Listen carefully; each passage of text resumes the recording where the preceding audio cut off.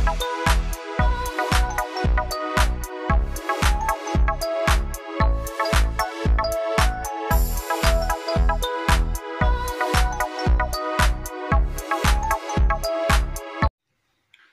Guys, welcome to back my YouTube channel.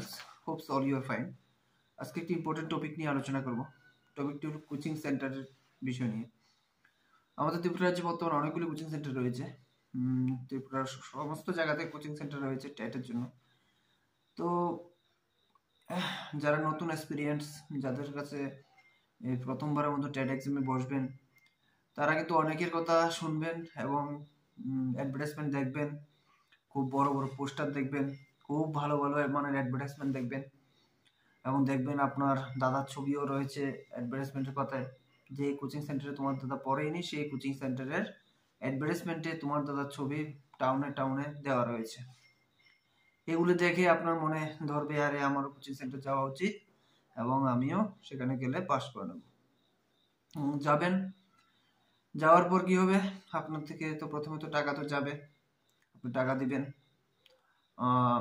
যে টাকা দিবেন অনেকই টাকা দিবেন, কারণ কম টাকায় কোনো সময় ত্রিপুরাতে কোচিং হয় না। অনেক টাকা দিবেন এবং পাশাপাশি দেখবেন আপনাকে তারা বলবে যে আমাদের কাছে টপিক ওয়াইজ টিচার রয়েছে, টপিক ওয়াইজ আপনাকে পড়াবে, টপিক ওয়াইজ আপনাকে নোটস দেবে, সব ভালো কথা, সব দেবে, মক টেস্ট দেবে, আপনার স্কোর 100-110ও পাবেন 150-র মধ্যে। তারপর আপনি যাবেন এক্সামে, এবং এক্সামে যখন যাবেন তখন আলটিমেটলি আপনি ফেল হবেন। তারপর আপনি রিয়েলাইজ করবেন, আরে আমার তো এই পড়া যেভাবে পড়েছি এইভাবে পড়লে হয়তো বা আমার দ্বারা সম্ভব হবে না, বা আমি ভুল পথে পড়েছি বা ভুল পড়েছি। তো আজকে যে বিষয়টি নিয়ে আলোচনা করা, বিষয়টি হলো, আমি বলবো না যে কোচিংয়ে যাবেন না, কোচিং যাবেন, বাট দেখে শুনে। প্রথম।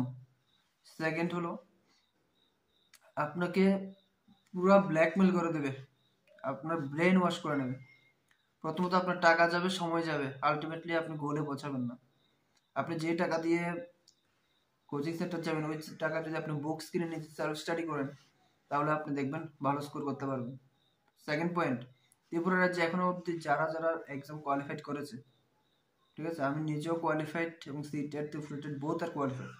তো সেই হিসেবে বলছি, আমি কোনো সময় কোচিং সেন্টার যাইনি, বা আমাদের সময়ে বা আমরা আগে পরে যাই দেখেছি যে যারা টপ স্কোরার ছিল তাদের মধ্যে এক্সেপশনাল একজন হয়তো বা দেখবেন কোচিং সেন্টার থেকে এসেছে, বাকিরা কিন্তু সব সেলফ স্টাডি করে।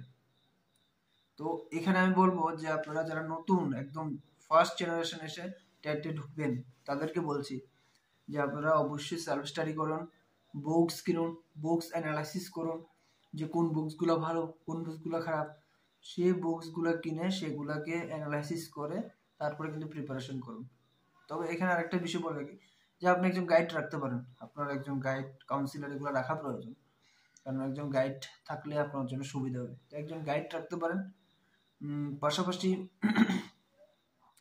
আপনি নিজে সেলফ স্টাডি করতে হবে, অনেকটা সেলফ স্টাডি করতে হবে, ঠিক আছে।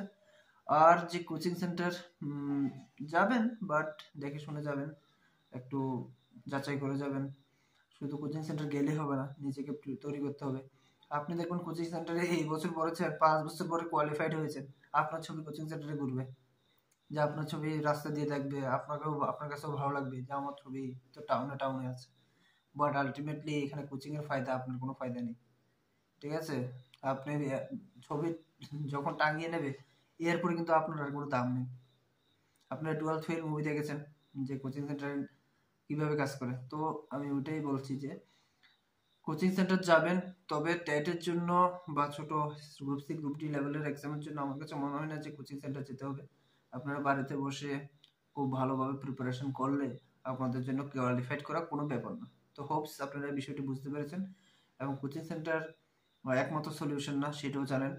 তো আপনাদের কাছে অনুরোধ বা রিকোয়েস্ট যে সেন্টারে যাবেন, আমি বলবো না যে সব সেন্টার খারাপ, কোনো কোনো ত্রিপুরাতে ভালো সেন্টার রয়েছে যেখানে টাকা পয়সা কম রাখে এবং ভালো মানের শিক্ষাও দিয়ে থাকে। তো ওই সমস্ত কোচিংগুলোতে যাবেন যেগুলো আপনাদের জন্য ভালো হবে, ঠিক আছে।